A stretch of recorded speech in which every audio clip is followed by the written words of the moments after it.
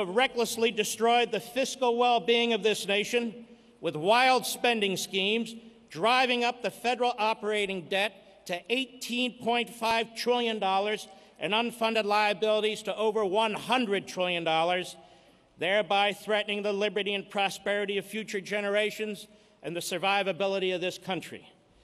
Mr. Obama, you have directed federal departments and agencies, such as the EPA, to unleash thousands of regulations, which you concealed until after both of your presidential elections, which had driven millions of Americans out of work, shuttered thousands of businesses.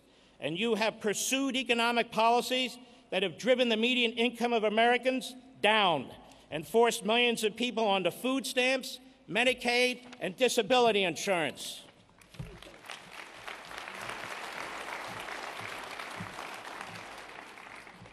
Mr. Obama, you've used the office of the presidency in language and actions to divide and balkanize the American people on race, gender, age, and income, and excite jealousies, animosities, and hatred for political advantage.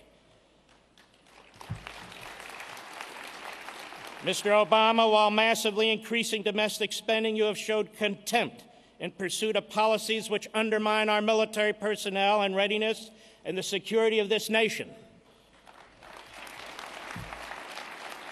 And Mr. Obama, you have failed to take the necessary and effective steps to confront Islamic Nazism and increasingly belligerent regimes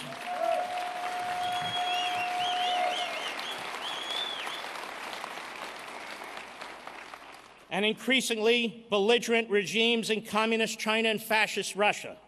And you have undermined our friend Israel to the detriment of our security.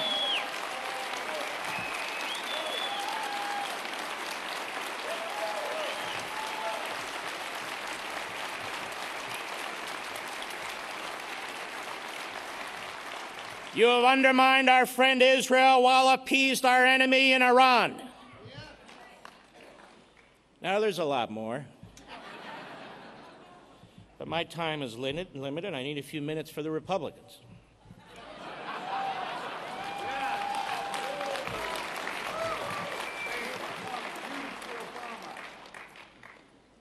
At the end of the Declaration of Independence, they wrote, "In every state of these oppressions, we have petitioned for redress in the most humble terms.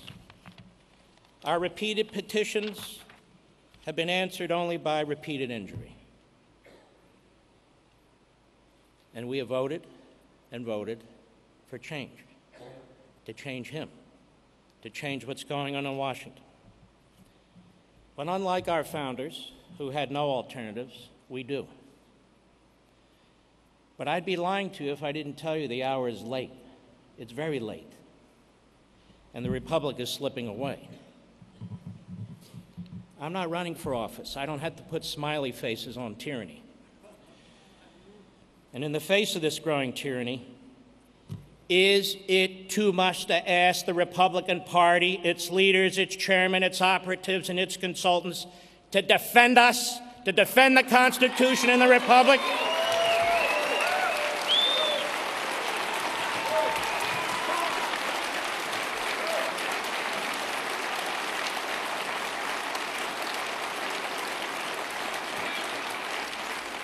Is it too much to ask the Republican Party to embrace conservatism, Reaganism, capitalism, and constitutionalism?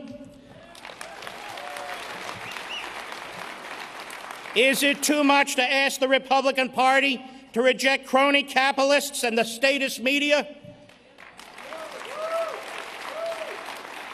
Is it too much to ask the Republican Party to offer a real alternative to big, centralized, iron-fisted government?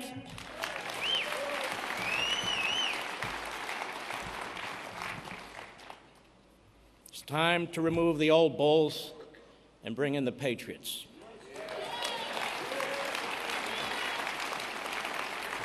No more excuses, no more whining, no more lying to the electorate to get elected, no more crony deals with the U.S. Chamber of Crony Capitalism. It's time to represent the people. Ronald Reagan spoke at CPAC several times. In fact, CPAC was founded to promote Reagan and his presidency, 1973. President Reagan was not accepted by the GOP establishment. I know this because I worked in his campaigns in 76 and 80, and I worked in his administration for 8 years, which none of the present leadership of the Republican Party ever did. In fact, Reagan was opposed by a prominent family who seeks to occupy the White House for the third time.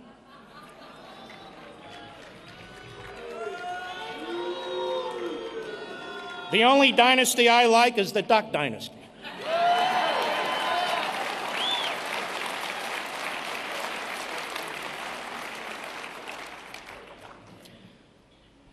Reagan was an outsider, and he argued in front of CPAC for a new Republican Party. He saw that the establishment had lost its way, that it was not connecting with the American people, that it could not be counted on to promote and defend our fundamental principles. He took on a sitting Republican president of the United States, and the establishment was furious. And they were hell-bent on defeating him in 1982. And all of you, conservatives now, like conservatives back then, were demeaned. In fact, George Will referred to the conservatives who backed Ronald Reagan as kamikazes. Well, George, the kamikazes are back.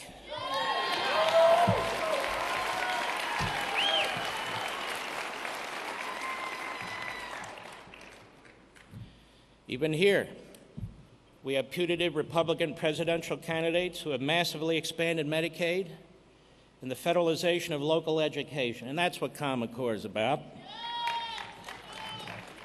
Yet they want you to believe they're conservatives. And while Reagan signed the 1986 amnesty bill, and they'll tell you this time and time again, he would have had the good sense to see that the establishment of both parties reneged on their commitment to secure the border, and he wouldn't have been fooled twice, as he wasn't fooled twice on abortion.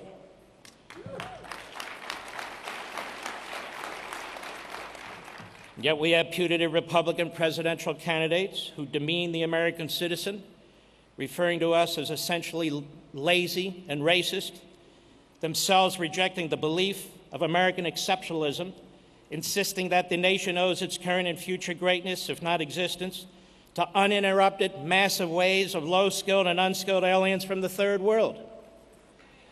This has never been the American experience.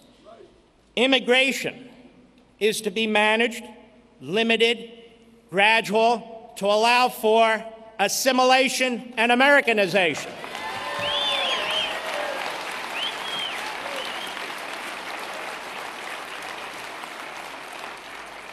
You see, Mr. Bush, we love our country too.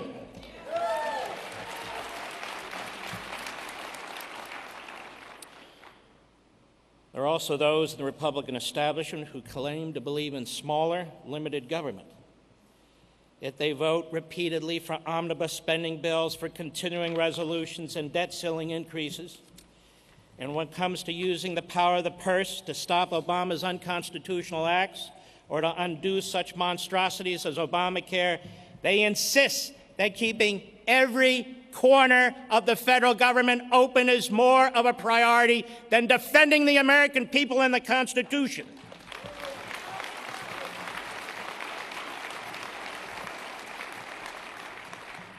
And then they preemptively blame themselves if there's a government shutdown. The fact of the matter is, much of the federal government never shuts down, except on Saturday, Sunday, and Monday holidays.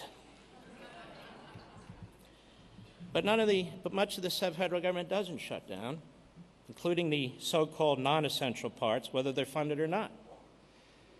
And I see that as part of the problem. The Republicans said that if we gave them the Senate, along with the House, they'll do great things. They've done nothing.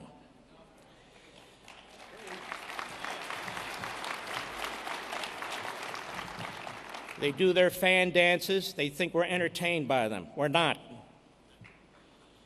Obama and the loathsome Harry Reid run circles around them. Harry Reid, one of the most despicable, dumbest men to ever be leader in the Senate,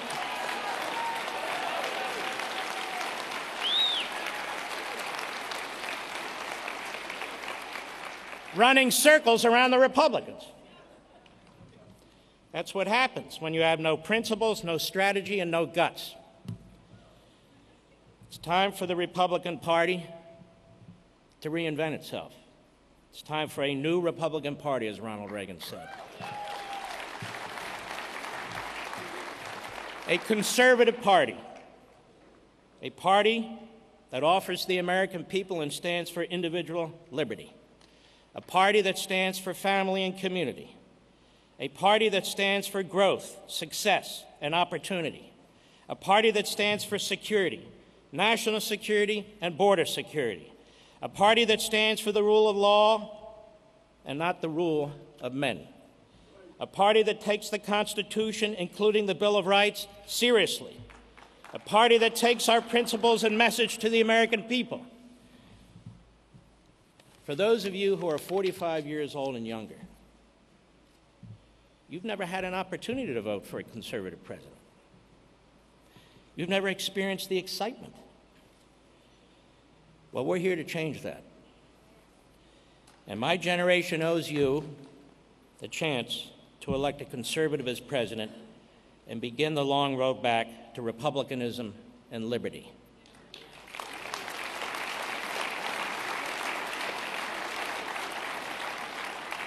That has to begin here. It has to begin today.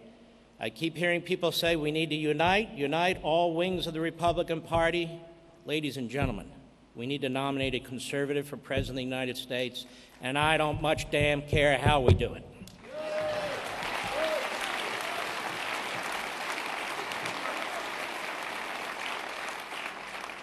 And you young people, like the rest of us, you deserve a president who is as great as the American people, not a president who despises them.